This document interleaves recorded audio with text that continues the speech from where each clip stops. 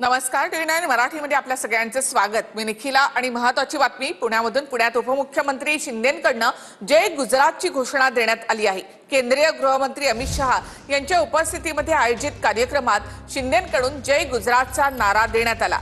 शिंदेंच्या जय गुजरातच्या नाऱ्यानंतर विरोधकांकडून आता हल्लाबोल करण्यात येत आहे।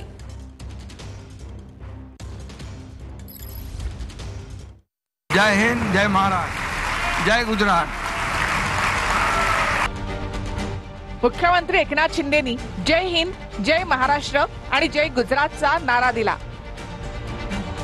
पुण्यातल्या गुजराती समाजाच्या कार्यक्रमात शिंदेंनी हे वक्तव्य केलं।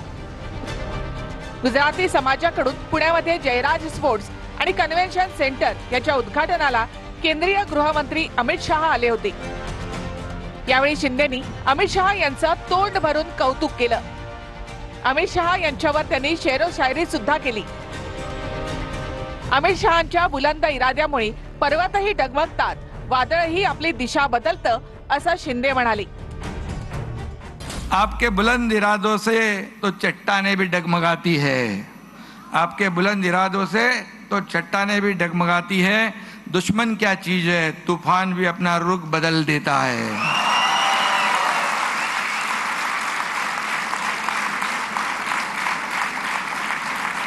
आपके आने से यहाँ की हवा का नूर बदल जाता है, आपके आने से यहाँ की हवा का नूर बदल जाता है। आपके नाम से हर शख्स आदब से झुक जाता है। धन्यवाद। जय हिंद, जय महाराष्ट्र, जय गुजरात। भाषणाच्या शेवटी त्यांनी जय हिंद, जय महाराष्ट्र आणि जय गुजरात असा नारा दिला। जय हिंद, जय महाराष्ट्र, जय गुजरात। या कार्यक्रमात अजित पवार यांचंही भाषण झालं। अजित पवारांनी भाषणाच्या शेवटी जय हिंद, जय महाराष्ट्र असं म्हटलं, पण शिंदेंनी जय हिंद, जय महाराष्ट्र आणि जय गुजरात असं म्हटलंय। आपके आने से यहाँ की हवा का नूर बदल जाता है, आपके नाम से हर शख्स आदब से झुक जाता है। धन्यवाद। जय हिंद, जय महाराष्ट्र, जय गुजरात। तमाम पुणेकरांच्या वतीनं मी त्यांचं महाराष्ट्राच्या वतीनं पुणेकरांच्या वतीनं मनापासून स्वागत करतो आणि असंच प्रेम, आपुलकी, जिव्हाळा हा त्यांनी आपल्या महाराष्ट्रावर पुणेकरांवर ठेवावा ही अपेक्षा व्यक्त करतो आणि थांबतो। जय हिंद, जय महाराष्ट्र।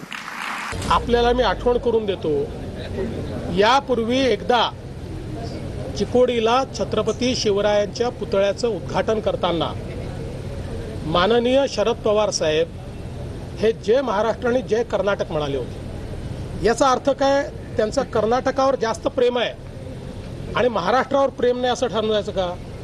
आपण ज्यांच्या कार्यक्रमांमध्ये जातो त्यावेळी त्या संदर्भात आपण बोलत असतो।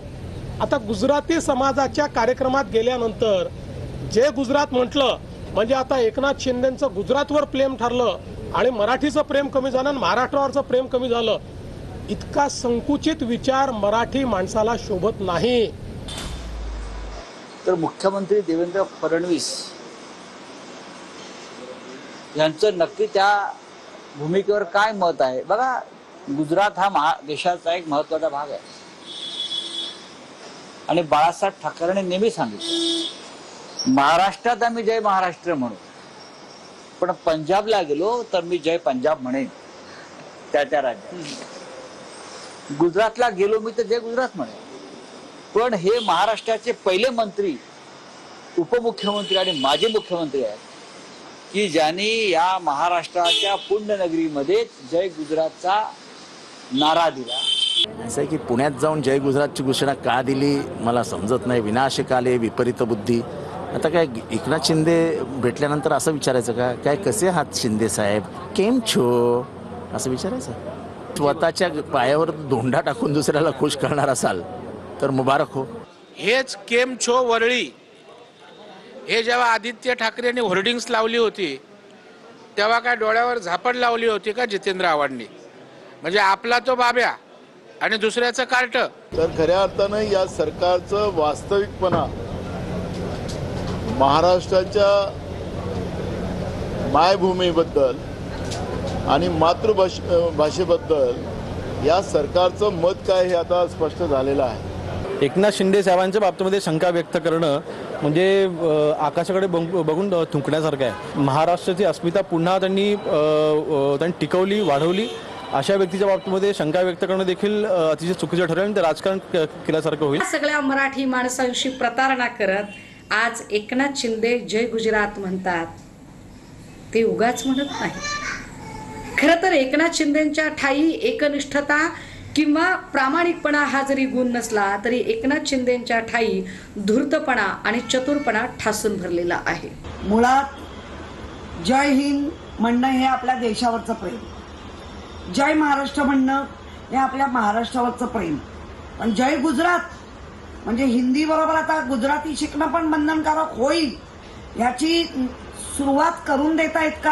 शिवसेनेच्या सभेमध्ये जय महाराष्ट्र न म्हणता जय गुजराती एकनाथ शिंदे साहेब म्हणाले, असं कुठेही झालं नाही. असं कृपा करून माझी विनंती आहे की असं प्रेझेंट नका करू. गुजराती समाजाच्या एका कार्यक्रमामध्ये जसं आपण एखाद्या कम्युनिटीमध्ये गेल्यानंतर त्यांना आनंद मिळावा, ते खुश व्हावं म्हणून एखादा शब्दप्रयोग करतो, तसा तो एकनाथ शिंदे साहेबांनी शब्दप्रयोग केलेला